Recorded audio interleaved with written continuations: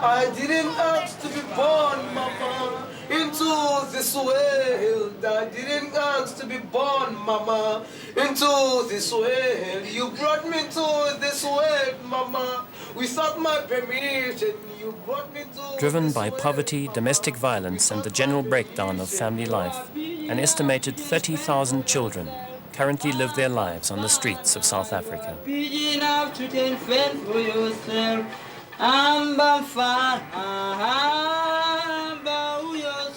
are two types of street children. There are children that are on the street and children that are off the street. Children on the street live at home but come onto the streets during the day in order to make some money through begging. And then children off the streets are children who have left home completely and are living on the pavements, and those are the ones you see sleeping on street corners. A lot of children leave home because of poverty and unemployment, lack of housing. They leave home because of abuse, and that's physical abuse, emotional abuse, sexual abuse. There might even be alcohol abuse in the family. A lot of our kids find that they've left home because of a step-parent and the breakdown of the nuclear family. They also leave home because of problems at school. And some kids leave home because of the attraction of the streets. They see Johannesburg streets as being lined with gold, and the reality is that they aren't. Glue keeps the children warm and it takes their mind off their present situation. It is a problem because obviously any kind of substance abuse is a problem. The children are abused. They're abused by the public. They're abused by police. It's cold, they get hungry, and generally life on the streets is not easy. Outreach is done in the mornings, and we've concentrated on 3 groups of kids in the Hillbrow area. And we go and we tell them what we offer at the drop-in center, and we bring them in voluntarily to come and have a look and decide for themselves whether they're committed to enter a program for 3 months or not. What we offer them is a place to shower and wash their clothes, and sometimes if they don't have a change of clothes, we provide them with second-hand clothes.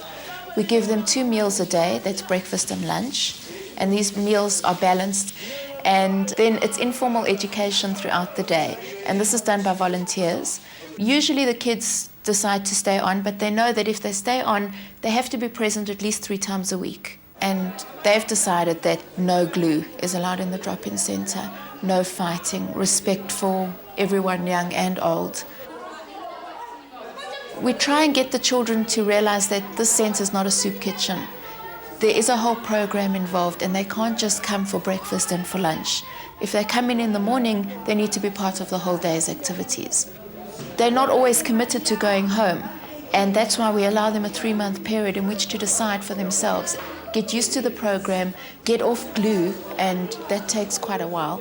And then in those 3 months, they make a decision for themselves. Are they ready to go home or not?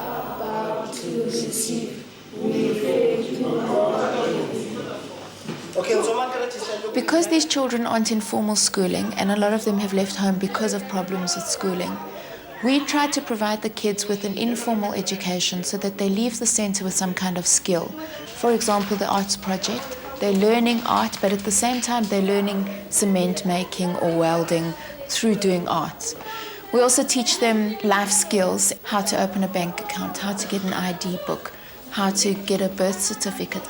We teach them about hygiene. They're learning about AIDS at the moment because a lot of them are being sexually abused on the streets as well. The type of things we've done include, for example, a cement workshop in which they mixed the cement, gone through the whole process, possibly have learned about that process, and then to do something relatively creative, for example, a picture or putting their hands in it. Something else we've done is work on a banner, painting, drawing. We're also looking at working with things like glass, anything that ultimately would be able to provide them with a skill that they might be able to use at a later stage. Given their circumstances, I would say that I am quite surprised with the kind of things they do. I think that a lot of the time what they do is also very destructive. They might make something really beautiful, and somebody else gets jealous and just destroys it. I won't say they're masterpieces, but there are often elements of humor that maybe are a bit more wild. I think all children have that potential for creativity. It is very important to have continuity. I think it's the only way that it's really going to be successful is if you can work with children in a comprehensive and gradual way before you're really going to start seeing results. However, the children also change, they also fluctuate. One of the aims of Streetwise is to get them back with their families, and if there are children that are interested, what we will be looking at is to keep some kind of contact with them. Workshopping with 4 groups of children from shelters in and around Pretoria and Mamelodi, the Epopeng Self-Help Project mounted an exhibition in May last year of wall hangings designed and painted by the children themselves. The project involved roughly 60 boys and was exhibited under the title Banners of Twilight. Exposed to techniques of printing, dyeing and silk screening, for most of the children it was their first experience beyond pencil and crayon, and with it the realization of art as a creative skill. We conceived a project that we wanted to call Banners of Twilight. The reference here, of course, is to the Twilight children, street children, and we thought of dyeing textiles, painting on them, printing on them, and then compiling them into large, colorful, vibrant banners that you can hang against the wall. And we ran a couple of workshops during some weeks, and after that they were exhibited in Johannesburg and Pretoria. Out of all the banners that were exhibited, one could say we perhaps sold 10 or 15% of those, so it's a long end still to go. What we hoped to achieve for the sake of the children, obviously, was that in terms of the sales that came out of this exhibition, we from Epopeng want to see to it that this money is used to really create an environment where they can work and see a growth in the whole thing. The other thing we wanted to achieve is really to get much more public awareness. There's far too many people still in town that are not aware of the street children problem, that underestimate the whole issue and the social problem that lies underneath. The main objective is to reunite the child with their family. And this is done through building up a trusting relationship with the child. And once that's built up, then the child is able to open up more about their family and their reasons for leaving home. As a social worker, I do therapy with the children. I prepare them for going home and discuss their reasons for leaving home, what would need to change in order for them to go home. Then we do a home visit and we visit the family. We get the family's perception of the child leaving home, and often we need to do therapy with the family. If it's possible, we reunite the child with their family, and if that's totally impossible, we put the child as a short-term measure into a shelter while more work is done on that family. Basiqala sivuka ekhaya. Sivuka la emalveni. Uyavuka undlula umpete ngo-6 o'clock. Before 6, udlula umpete, uvusa abanye bandlule nompete.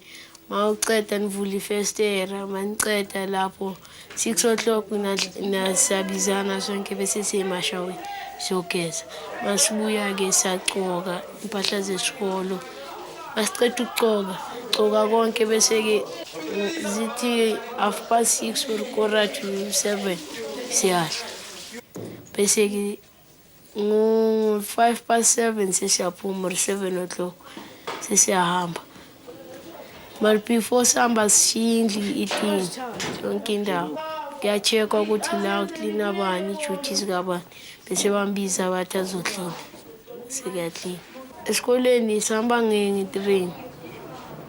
Suka la eDenver siye eBramfontein, bese-ke eBramfontein siyayehla sihambe ngenyawo size sofika esikolweni. Ubabami ekhala lokhu angishaya. Angangishayi ngebhanda, angishaya ngewaya, electric wire.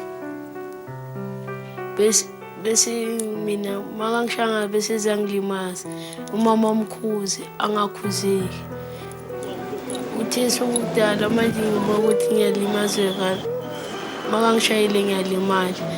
ngilobe emafemelini ngibalekela khona. Aloba ngilanda kunjalo, angishaya. Ngagcina ngabalekela esitradini.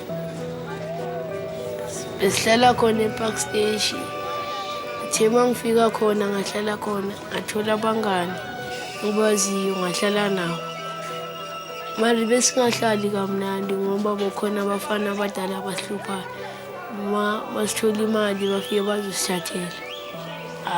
Bekungahlali kahle futhi bokubanda kungenangubo futhi besihlupha futhi abafana abadala basihlupha basishaya. Engatholi elinye iphoyisa la ngise-streetwise. Ngithe uma ngifika e-streetwise ngathola ukuthi kuyahlaleka e-streetwise. Ngafike ngahlala. Ngathola ukuthi hayi kuhlaleka kahle akufani nasestradini. Wathola ukubanda yonke into uyithola khona, impahla nengubo nokudla. Ngase ngisengihlala khona until today. Outside of the shelters, options are few. Roughly half of the boys involved in this project have ended up in the Jabulani Place of Safety, a detention center in Soshanguve, placed there in a controversial move by the authorities for a term of 2 years.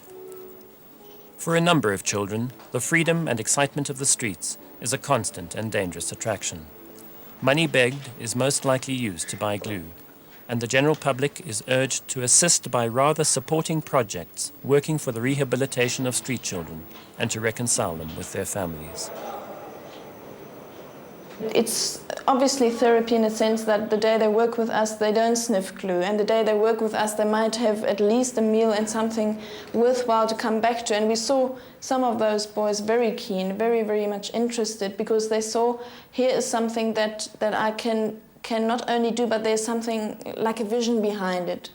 It's also learning skills, obviously, because on the same basis one could design textiles which would be incorporated into some kind of fabric, say, for pillowcases, and in terms of welding they could then do whole ranges of furniture.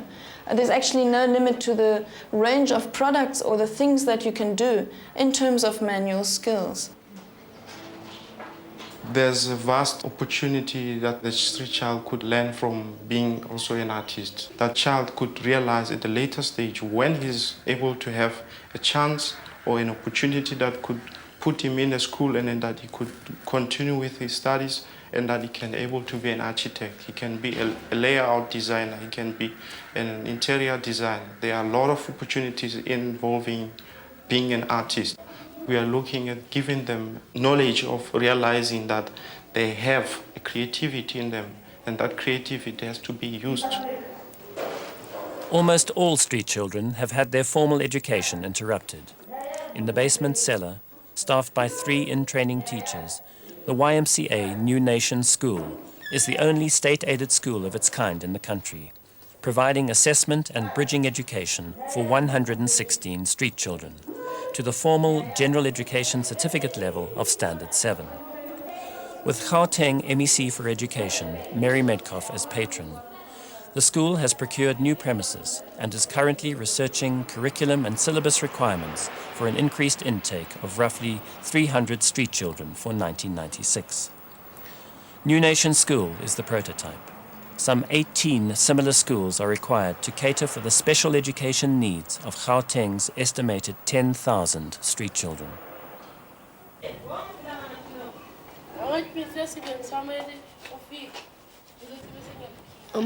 Friday siyavala sonke la emalveni. Siya sonke emakhaya bazosenza home visit sifike sihlale khona. Masibuya ke sofike sihlale sonke la buzwana ukuthi bokunjani emakhaya. Mangabe kunento errong eyenzekile ekhaya kuzohanjwa umuntu i-social worker lana emalveni izohamba uyokhuluma nabo ekhaya. Wakhuluma naye. I'm just giving them a hand so that I can show them I've got love to Mandla. Yes. His father used to hit him with an electric wire when he's drunk. So I think that thing caused him to run away from home. Yeah.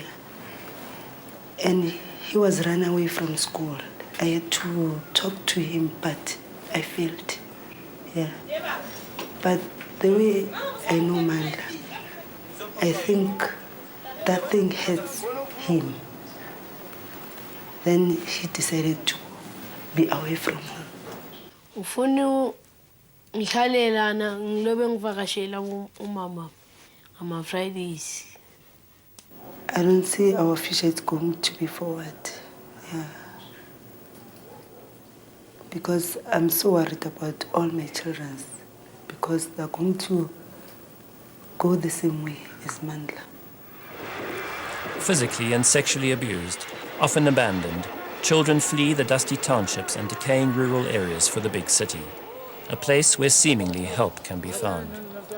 Of these children, hidden away amongst marginalized communities of the inner city, often dressed as boys to avoid detection, the girl street child is most exploited and least protected. For survival, they group together and often attach themselves to boys for protection. Even then, they are perceived as easy prey and suffer sexual harassment, rape, and victimization. Glue and marijuana help shut out the cold, the violence, the loneliness, and fear of their vulnerable existence.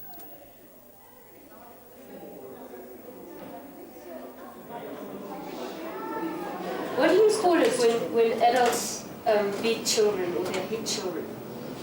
What do you call it? Abuse. Yes, abuse of what? Child abuse, yes. Okay. Temba Letu is the only drop-in centre for girl street children in Gauteng. Relying on their low visibility for protection, these children are difficult to reach, and there is no accurate estimate as to the number of girl street children in South Africa. There are currently 12 girls who regularly attend the Temba Letu Project drop-in centre. The youngest of these is 11. Volunteer workers teach informal education, life skills, literacy, sex education, and arts intervention programs. Art therapy helps the children and social workers identify and deal with problems related to home and family life. There is no overnight shelter for Girl Street children in Gauteng, and the Usindiso Women's Shelter, providing for the needs of destitute and abused women, is the only home for these young girls. Situated at 80 Albert Street, the past premises of past law officialdom, Usindiso, run on Christian principles, provides food and accommodation for the evening. These are the fortunate few that have been reached by the Temba Letu project.